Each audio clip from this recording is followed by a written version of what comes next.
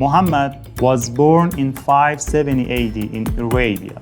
The Persian and Roman empires had no interest in conquering this region, and slavery was rampant. The most valuable thing to them was the tribe. Whoever had more power could kill and steal more.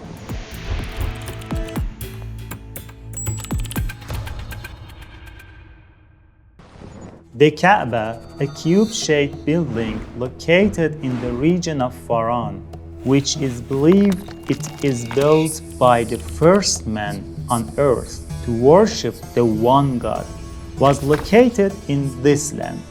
Over time, the people kept their major idols there and worshipped them, while some of them were completely naked, pouring the blood of their sacrificial offerings in front of the idols. However, Muhammad's family was not idolaters. They had adopted the religion of Prophet Abraham, which was the religion of the first man.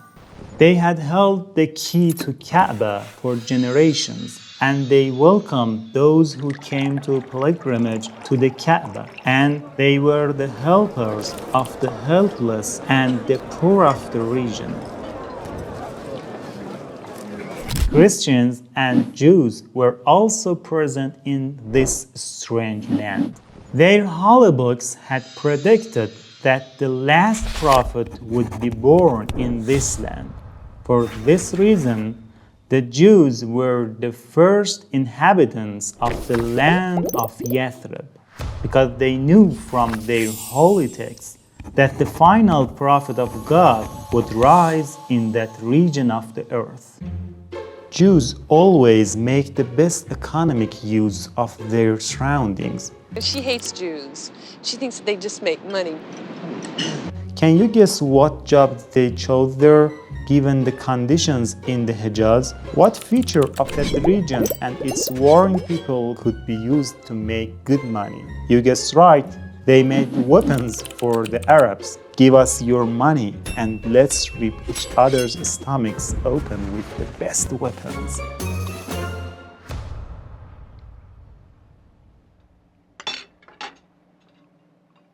Long before Muhammad was born, there were those who were waiting for him. However, not everyone welcomed this momentous event. In fact, violence and assassination attempt was not a new phenomenon for Muhammad and his forefathers. Some of his ancestors were identified by a distinct radiance they had on their foreheads. The priests and astrologers said that this light was a sign of someone from their lineage whom both jinn and humans would obey. For example, history says that Adnan, Muhammad's 21st ancestor, was surrounded and attacked by 80 horsemen in the Syrian desert. Adnan was a skilled warrior and fought them briefly. They killed his horse and he continued to fight on foot. And when his wound became too much to bear, he took refuge on a mountain. The attackers gathered to kill him, and suddenly a terrifying sound came from the mountain, and everyone fled for their lives. A mighty power had decreed that this lineage would continue until the birth of Muhammad. The existence of Muhammad's enemies before his birth is an important point that distinguishes him from other heroes in his ordinary world. Some knew him well before he was born. They knew what characteristics he would have and what he would do that they would not like. You and I know that despite of efforts of Muhammad's enemies, he was born and became the most influential person in human history. But what was he up to that even 21 generations before him tried to extinguish his light? Let's simplify the matter. Muhammad was a light in the hearts of men until he was born. Yes, light. Who is against the dawn of light? Darkness? So, is it just as Muhammad was a light that was meant to shine and illuminate, darkness also had an independent existence and character that was embodied before him, and he didn't want this light to come into the world? Don't get me wrong, we're not talking about Morgoth. Maybe we are talking about him, but this time not in Tolkien's writings, but in the heart of history. That's events that happened one day on this very planet.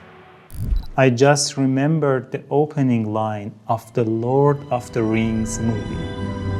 And some things that should not have been forgotten were lost. History became legend. Legend became myth. Who are we going to talk about? Someone who forms a significant part of Muhammad's ordinary world. That is the shadow archetype.